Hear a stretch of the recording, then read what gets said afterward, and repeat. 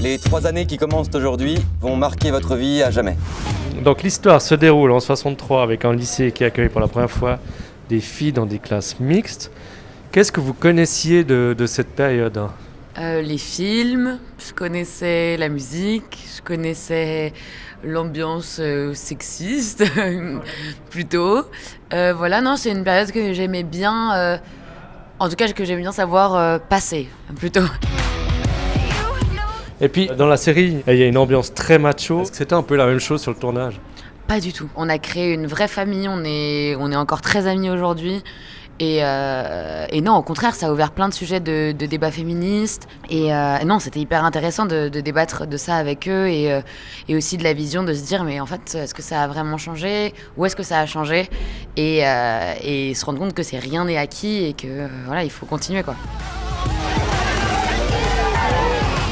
J'ai une classe avec 4 filles. Je sais que ça fait beaucoup. Non, ça fait pas beaucoup, ça fait trop.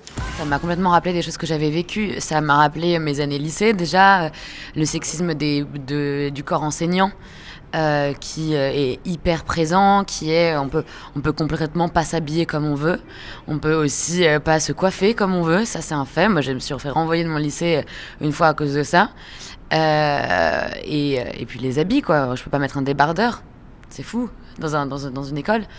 Après, il y a des choses qui ont évolué, on peut pas le nier. Non, j'en ai vécu beaucoup, même par rapport au physique, à l'injonction à être belle ou moche, ou être un certain type de personne, à être dans un certain endroit, parce que c'était comme ça que ça dérangeait moins. Qui sait me dire ce que ça signifie ?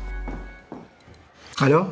Personne ? Votre personnage est intéressant justement parce que c'est la jolie blonde qui casse les clichés parce qu'elle est super bonne en cours, quoi. Qu'est-ce qui vous plaisait dans ce côté vraiment très...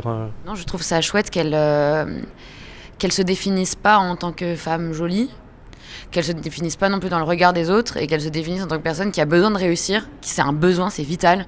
Et c'est ça ce qui l'amène à réagir comme ça avec les gens, qui l'amène à faire ça dans son école, à être aussi un peu froide avec d'autres personnes, mais c'est pas de la méchanceté. Et c'était toute cette complexité à trouver pour pas la rendre juste méchante, juste mauvaise et donner de l'empathie en fait à ce personnage-là. Charles s'est battu ce week-end. Il a cassé la gueule à un mec.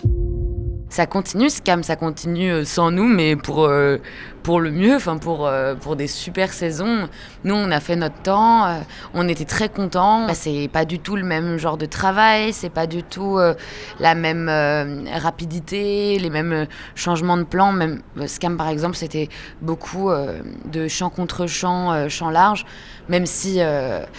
les équipes techniques étaient exceptionnelles et ce qui a fait que cette série est vraiment géniale, c'est que les équipes techniques de Scam sont des monstres et sont géniaux.